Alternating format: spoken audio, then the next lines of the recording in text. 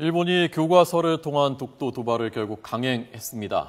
한일 관계에 어떤 영향을 미칠지, 한일 관계를 개선할 수 있는 것인지 자세히 분석해 보겠습니다. 봉영식 아산정책연구원 선임연구위원 초대했습니다. 어서 오십시오. 안녕하십니까. 예. 안녕하시지 못하죠? 예.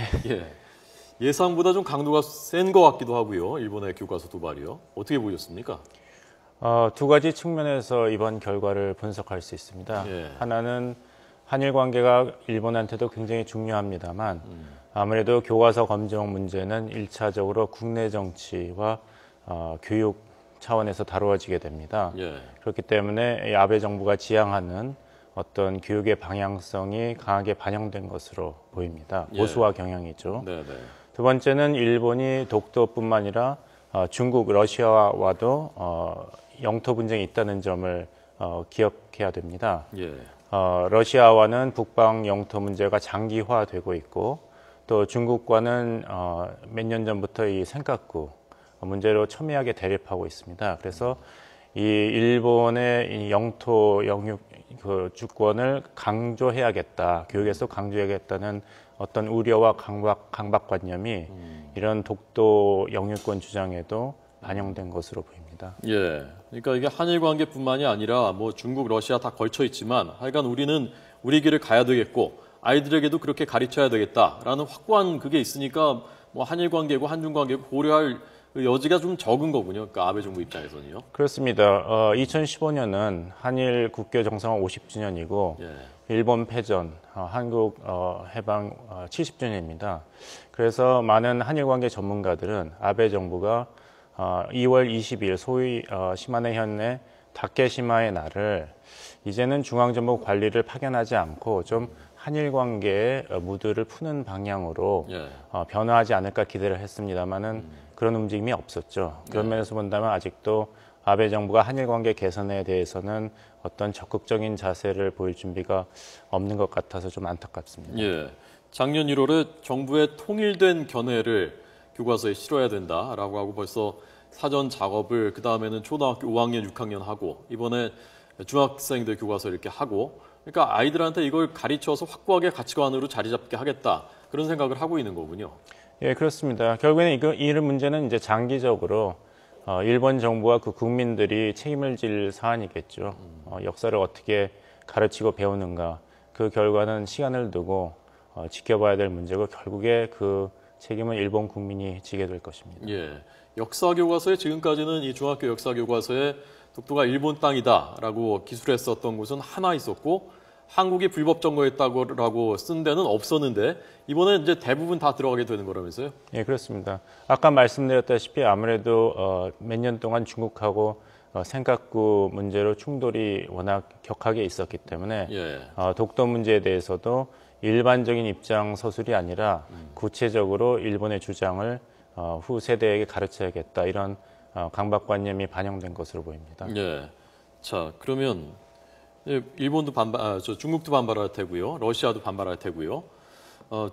일본의 입장에서는 독도 그리고 센카쿠 열도 그게 뭐 사실은 영토로 봐서는 큰 비중을 차지하는 건 아닌데 그거에 왜 이렇게 집착을 하는 건지 우리가 주위와의 관계도 무시하고 이건 밀어붙이겠다라고 하는 그 이유가 무엇인지 좀 쉽게 해설을 해주시죠.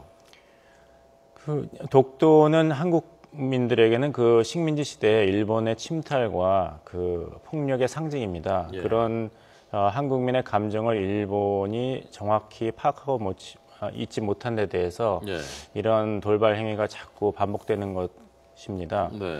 저희 아산정책연구원이 2014년 작년 1월에 실시한 전국 여론조사를 보면은 한일 관계의 가장 큰 걸림돌이 무엇이냐 물었을 때 국민의 42%가 이렇게 자꾸 일본이 독도를 자기 땅으로 우기는 것이다 이렇게 대답했습니다. 그 비율은 종군 위안부에 대해서 일본의 사과가 없다라는 비율 14%보다 훨씬 높은 수치입니다. 그렇기 때문에 일본이 상징적인 거군요. 그렇습니다. 그것을 일본이 제대로 파악하지 못하고 자꾸 한국민의 이런 감정을 건드리는 행위를 한다면은 사실 일본 측에서 바라는 한일 관계 개선이 조속히 이루어지기는 힘든 것이죠. 실제로 그 일본 국민들한테 독도에 대해서 여론조사를 해봤더니 독도는 우리 땅이다, 그러니까 일본 땅이다라고 얘기한 일본 국민들이 굉장히 비율이 높더라고요. 예, 그렇습니다. 근데 여기서 하나 주의해야 될 것은 네. 독도의 일본명이 죽도입니다. 다케시마입니다. 근데 다케시마라고 불리는 섬이 우리의 독도 말고도 또 있기 때문에 일본 국민들은 사실관계 파악을 정확히 못하고도 그냥 정부에서 이야기하는 대로 죽도는 일본 땅이다 이렇게 대답할 확률도 높습니다. 그러니까 오인하고 죽도 다른 죽도가 우리 땅이다라고 생각하고 대답한 비율도 아마 포함되어 있을 것이다 저기에. 예, 그리고 이 교과서 역사교육 문제가 참 그래서 중요합니다. 예. 한번 이 정규 교육 과정에서 일본 식민지 시대에 대한 정확한 교육이 이루어지지 않고 있기 때문에 사실 대부분의 일본 국민들은 과연 이 독도 영유권 문제가 어떤 것인가에 대해서 정보를 접할 기회가 적습니다. 그렇기 때문에 더더욱이 정부에서 일방적으로 얘기하는 정보를 받아들이게 되는 것이죠. 예. 자, 아산정책연구원에서 얼마 전에 여론조사 하신 거 제가 봤거든요. 감사합니다. 저희가 보도도 했었는데요. 우리 국민들의 상당히 높은 비율이 대다수가 한일 관계를 개선해야 된다. 그리고 심지어는 일본 정부가 계속 과거사 도발을 하더라도 한일 정상을 해야 된다라고 답한 분도 50%가 넘는 걸로 제가 기억을 하는데. 그렇습니다. 자, 그럼 어떻습니까? 지금 아베 정부는 지금 폭주하고 있단 말입니다. 위안부 문제 성의를 보이지 않고 이제는 독도 도발 또 교과서 통해서 하고 이런 상황에서 한일 정상회담을 해야 되는 건지 하면은 만나서 좀 이게 해결될 수 있는 건지 어떻게 보십니까, 전문가로서? 먼저 그 여론조사 결과에 따르면 국민의 40.1%는 일본의 이런 역사 문제 도발을 꾸짖기 위해서라도 한국 입장을 명확히 밝히기 위해서라도 한일 정상회담은 필요하다고 대답을 하였습니다. 그렇기 때문에 우리 국민들은 이런 아베 정부의 행보가 대단히 잘못됐다는 인식을 가지고 있지만 과연 박근혜 정부가 비판 이상으로 어떤 실질적인 한일 관계 개선과 아베 정부의 태도 변화를 끌어내는 효과적인 대일 정책을 취했는가에 대해서 새로운 정책을 촉구하고 있는 것으로 읽힙니다. 그렇기 때문에 제 입장에서는 한일 관계에서는 물론 위안부 사과 문제라든지 독도 영유권 문제를 바로잡는 것이 중요합니다. 하지만 그게 한일 관계의 전체는 아니죠. 그리고 그 문제가 한국 정부와 국민들이 바라는 방향으로 해결이 된다 하더라도 아직도 한일 간에는 많은 문제가 남아있지 않겠습니까? 그렇기 때문에 큰 틀에서 동시적으로 문제 해결을 추구하는 것이 필요하다고 보고 그런 면에서 본다면은 지금 논의되고 있는 한일 안보 정보 협의회 5년 만에 새로 열릴 것으로 보이는 이런 안보 문제에 관한 한일 협력을 도모하는 시도는 바람직하다고 생각합니다. 그러니까 과거사 문제는 그대로 일단 놓아두고 차치해 놓고 다른 분야에서는 일단 해결할 건 해결하는 게 좋겠다라는 말씀. 놓아둔다기보다는 모든 것을 다 추구해야 된다는 뜻으로 읽혀져야 될 것 같습니다. 근데 국민들이 꾸짖기 위해서라도 한일 정상회담에서 만나라라고 하는데 아베 총리를 만나서 우리 대통령이 과거사 문제에 대해서 질책을 하고 비판을 하고 그랬을 때 그것이 한일 관계를 개선하려고 정상회담을 하는 건데 그 문제에서 뭐 언쟁이 오가고 전혀 접점이 없고 그래도 다른 한일 관계는 그 뒤에 개선될 수 있다고 보시는 겁니까? 일단 시도는 해봐야겠죠. 문제가 없는데 정상회담에서 언쟁이 벌어지는 것이 아니라 문제가 그동안 어떤 정부 차원에서 제대로 다루어지지 않았기 때문에 그 정상회담 수준에서까지도 그런 논의가 오가는 것으로 볼 수 있겠습니다. 이번에 그 교과서 보니까요, 이 독도 문제 말고 다른 부분에서도 문제가 될 만한 그 기술들을 많이 했더라고요. 이 간토 대지진 1923년이 있지 않습니까? 여기에 대해서도 살해된 조선인이 수천 명에 이른다라는 내용이 지금까지 들어 있었는데 이 내용을 수천 명이라는 말도 있지만 숫자에 대해서는 통설이 없다라고 수정을 한다는 겁니다. 수정을 했다는 겁니다. 일부 교과서예요. 자, 이런 내용들 이거 다 하나하나가 문제가 될 수 있는 것들 아닙니까? 결국에는 그 최후의 심판관은 일본 국민이라고 봅니다. 국민들이요? 결국에는 일본 국민들이 생각하는 일본이라는 국가가 어떤 국가가 되고 싶은 것인가, 어떤 국가를 건설할 것인가. 과거에는 19세기, 20세기에는 부국강병을 추구해서 이웃 국가들의 정말 다대한 피해를 끼쳤는데 그래서 일본이 존경받지 못하는 국가로 전락했습니다. 전후에는 군대가 없는 경제 활동에만 집중하는 평화국가 를 건설하였습니다. 네. 그 결과에 대한 어떤 심판은 역시 예. 일본 국민들이 할 몫입니다. 예. 이 아베 정부가 추구하는 강한 일본, 과거를 자랑스러워하는 일본 국민이 과연 일본 국민이 지향하고 환영하는 그런 국가의 상인지 그 대답은 결국 일본 국민이 신중하게 고려해야 될 문제입니다. 예. 그러니까 양측에는 일본 국민들이 좀 많아져야 될 테고 객관적으로 판단할 수 있는 일본인들이 많아져야 그 방향으로 해결이 될 텐데 지금 전반적인 분위기는 좀 어떤 것 같습니까? 일본인들이 이 아베 정부의 이런 움직임에 대해서 어떻게 느끼고 어떻게 반응하는 것 같습니까? 아베 정부에 대한 국민의 입장을 요약하는 키워드는 아무래도 대안부재겠죠. 대안이 없다. 예, 아베 리더십에 대한 어떤 불만도 있고 예. 우려도 있겠습니다만 그것을 대체할 만한 과연 대안이 있는가. 그렇기 때문에 적어도 일본 경제의 활성화에 주력하고 있는 아베 정부에 네. 대한 지지도는 상당히 높게 나오고 있습니다. 예. 그렇기 때문에 적어도 2018년 동안은 결국에는 한국의 박근혜 정부가 아베 정부를 상대해야 된다는 가정하에서 네. 대일 정책을 모색하는 것이 현명할 것으로 생각합니다. 예. 어쨌건 경제도 좀 살아나고 있고 아베 총리 들어와서 그러니까 2018년 아직도 3년 남았군요. 그렇습니다. 그때까지는 일단 갈 것 같다 아베 정부가. 예.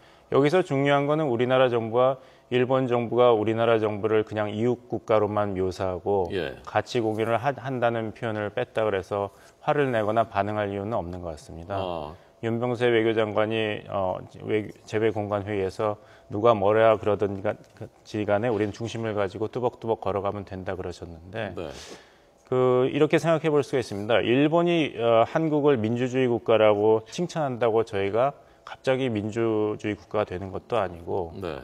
일본이 그렇게 얘기한다 그래서 우리가 부족한 면이 있다면 인권이라든지 자유의 문제에서 그건 우리가 노력하면 되는 것이지 너무 일본의 평가에 저희가 목을 매달 필요는 없다고 봅니다. 예. 그러니까 가까운 이웃 나라다만 놔뒀고 가치를 공유하는 나라다라는 표현은 뺐는데 그것은 뭐 신경 쓸 필요가 없다. 너무 일희일비하면서 반응할 필요가 없는 것 같습니다. 예. 그렇게 보는 거는 결국에는 일본 정부의 입장이지 한국 정부 스스로 또 예. 국민 스스로가 우리 국가가 어떤 가치를 지향하고 구현하는 국가인가 예. 가장 잘 대답할 수 있다고 신념을 가지고 떳떳하게 대일 관계를 추구하는 것이 바람직할 것입니다. 네. 자, 이런 교과서도 있긴 있군요. 뭐 이런 것도 전해드려야 되니까요. 자, 제가 알려드리겠습니다. 현행 중학교과서에는 지금까지는 군 위안부 문제, 일본군 위안부 문제가 전혀 없었는데 하나도 없었는데 이번에 한 군데가 들어갔다고 합니다. 이런 교과서도 있긴 있는 겁니다. 그러니까 마나비샤 교과서인데요. 이 교과서에는 고노다마, 그 위안부 문제에 대해서 사과했었던 고노다마 1993년 요지가 들어갔고 자신이 위안부였다고 밝힌 우리나라 고 김학순 할머니 증언도 소개가 됐다.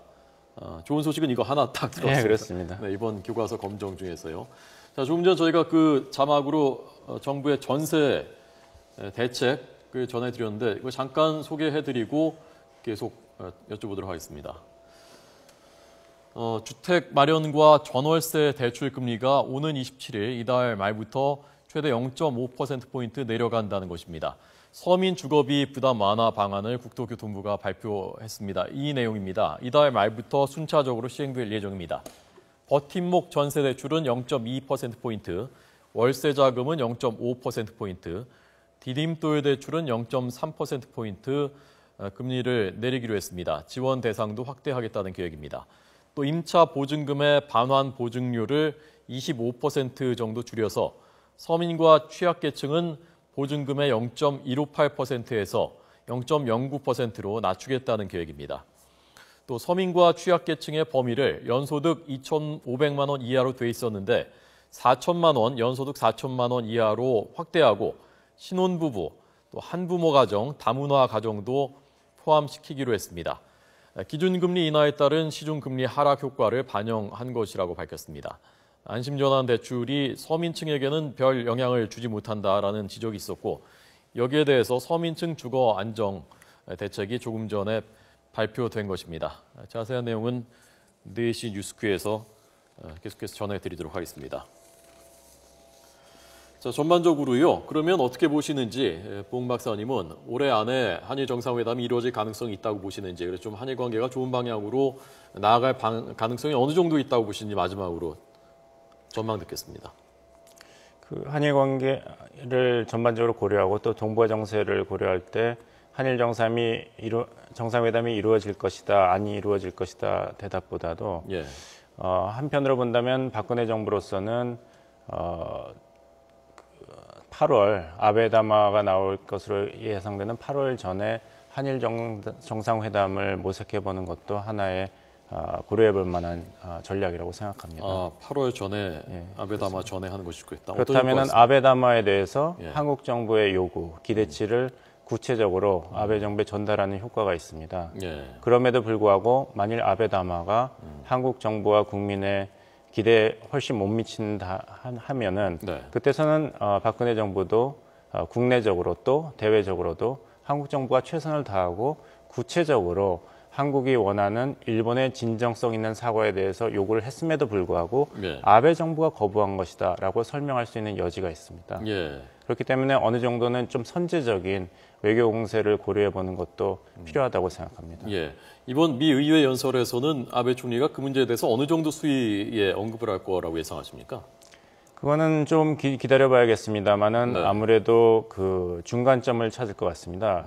저번에 호주 방문 때 호주 국민들에게 피해를 입힌 것에 대해서 인권유린에 대해서 사과를 해서 대단히 높은 평가를 받았습니다. 예. 아무래도 그 호주 연설, 그 사과문을 토대로 미 국민들과 세계를 향해서 일본이 태평양 전쟁 때 치렀던 이런 과오에 대한 반성을 할 것으로 예상됩니다만 예. 그런 큰 틀의 사과가 과연 얼마나 한국과 중국 그리고 다른 식민지 피해 국가들에게 진정성 있는 사과로 예. 전달이 될지 그건 지켜봐야 될 것이라고 생각합니다. 알겠습니다.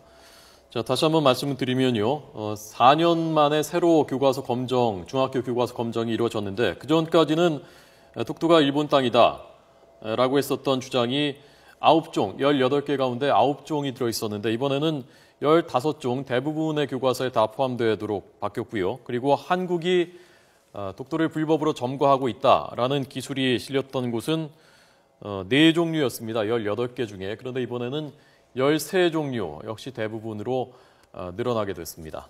아산정책연구원 봉영식 박사의 분석 전망 드렸습니다. 고맙습니다. 감사합니다.